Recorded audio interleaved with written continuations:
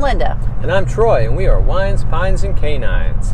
This beautiful Sunday morning, we are on the I-90 just south of Buffalo, New York, on the final leg of our 1-month Northeast trip. Yes, and in today's video, we're going to talk about another first that we have had, which is our first day with Boondockers Welcome.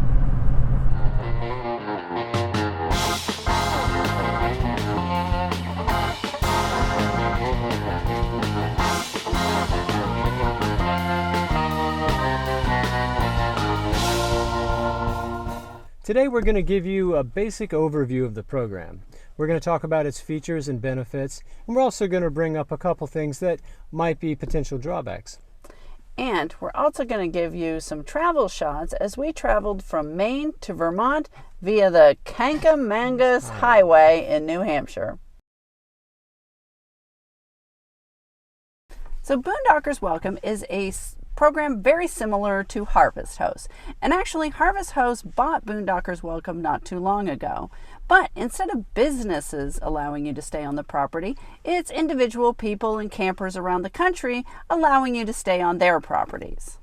To join the organization is $50 a year. And they do have a well-designed app to help you determine where other Boondocking Welcome locations might be close to where you want to visit in the future, and it gives you a lot of information about the amenities therein. So with their website that Troy mentioned, you can go online and kind of search for properties in the area, but if you decide to join, you can go ahead, fill out your profile, request to stay with somebody, and then they hopefully accept, and you can go ahead and book through there. So we're going to give you some more details here in just a minute, along with some of the things that we really like about the program. But first, let's go ahead and take a look at that Kancamagus Highway. Okay, we are moving from Maine to Vermont, and we are going via the, what was the name of it? Kancamagus Highway, a national scenic byway. Goes from Conway, New Hampshire to Lincoln, New Hampshire. Yeah, but before we get on the road, and we're here now stopping at a real popular location. It's called Cheese Louise, a roadside stand that specializes in grilled cheeses.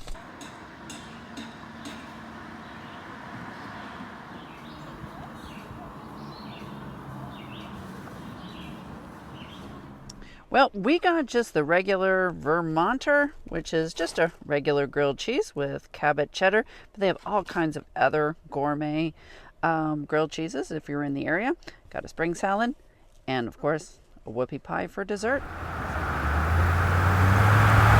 So we are about 5 miles into this highway, and it is absolutely beautiful. We've already seen some great streams and mountains and a covered bridge, and there's hiking, and noticed a campground. Now, we really wish that we had known that it was going to be so beautiful here before we made all of our plans, but this one is going on the list for when we return.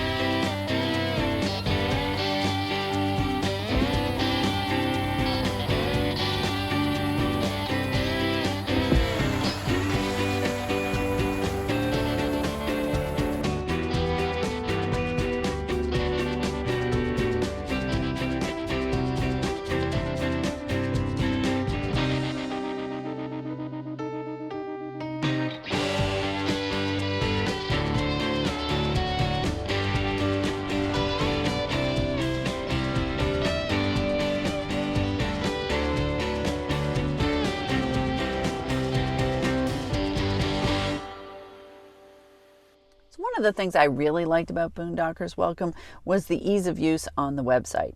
You didn't need to join to go ahead and search for hosts in an area that you were looking at. So you could see if it was going to be something that would be useful.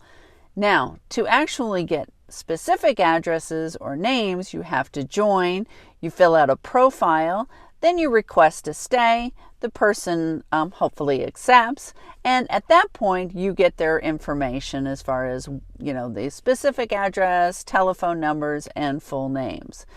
I think that's a great way, a great compromise in the fact that you can see general locations, but you don't get that information.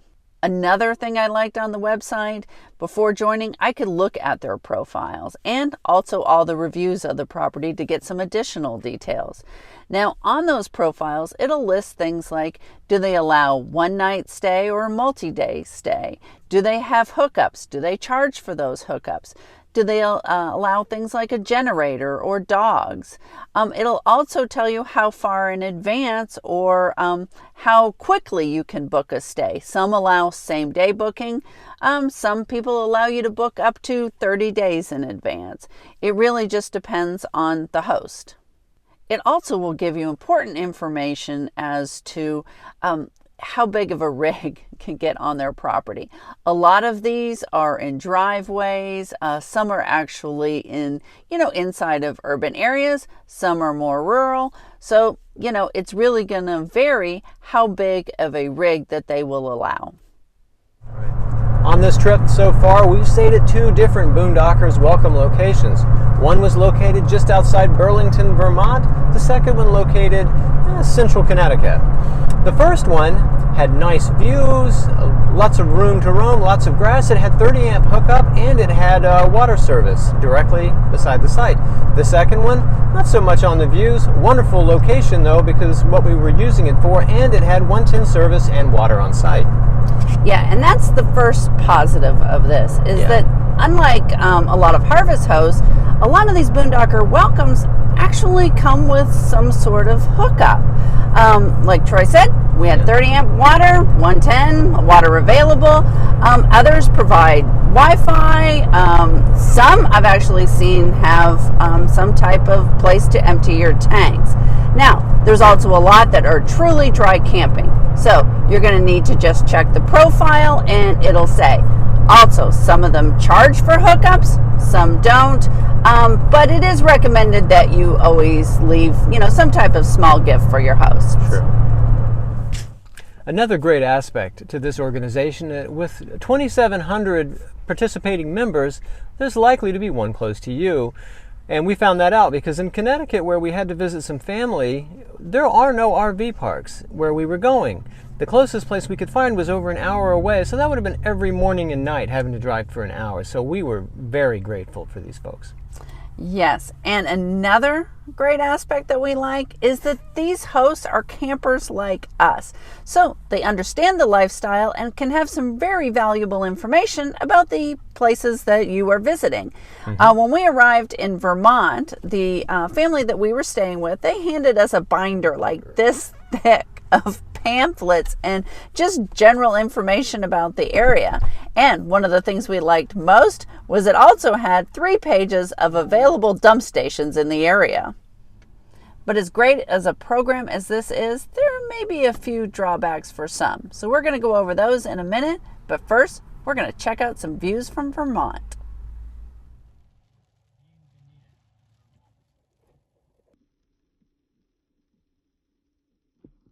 Today we are at Knight Point State Park on Lake Champlain, just north of Burlington, Vermont. Yes, this is Route 2A, which is a scenic byway, and it takes you all the way up to pretty much the Canadian border, and if you cross the bridge, you're into the state of New York. It took us about, I think, 45 minutes to an hour to get here from the Burlington area, so I'm going to go ahead and show you the sights.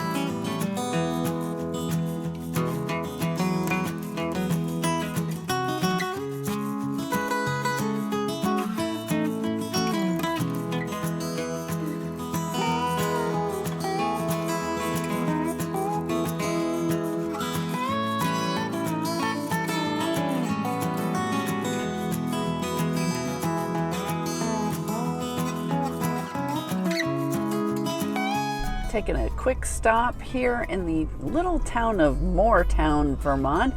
We are on the Mad River Byway, hoping to see some beautiful scenery, some quaint little towns, maybe get a snack this afternoon.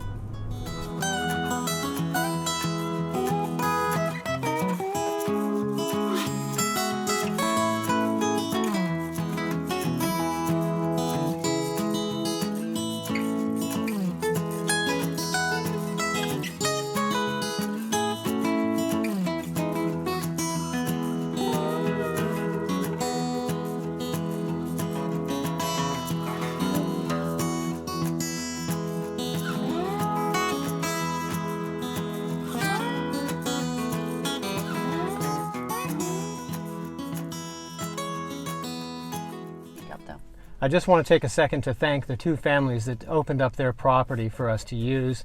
It was an incredibly nice stay with both families, and that's really important to us. We're definitely going to be using this program again.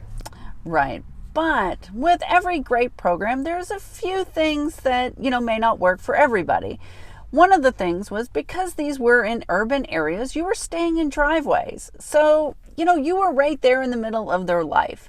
So if you're somebody that values maybe a little bit more privacy, even, whether it's an overnight stay or a multi-day stay, and you want a little bit more room, you just really need to check out their profiles, the description of the property, and the reviews to see, how close you are going to be to people. Secondly, and very important, you need to determine through the description of the property if this is a good fit for you. Namely, can you turn around given the length of the rig that you have? Is it a place that's got reviews indicating that it might not be as level as you need? These are things that the description the property owners provide will give you a lot of insight into this. Right. So, every property may not work for everyone. So you really just need to take advantage, like Troy said, reading the description, reading the reviews, and if you have any questions, reach out to the people, because once again, you're staying in somebody's driveway. They may not be designed for long-term camping. So Linda, what's our impression of this program? Yeah, I think it's really a great program and more than worth $50 that the price is. We stayed 6 nights and we spent about $40 on 2 small gifts, as well as I think we had to spend about $15 on some dump fees because we don't have hookups. So overall, it was about $55, so less than $10 a night. And that's a pretty good deal. That's a pretty good deal. Next week, we're excited to show you the Finger Lakes of New York. Excited about that. Yep, and so that's going to pretty much wrap up today's video.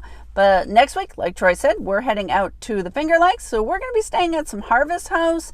We also have another overnight first. And in future videos, we're going to be talking about where are we finding the places to empty our tanks and get water. Right. So remember, if you'd like to see more, please like and subscribe. And Desi wants you to hit that notification bell.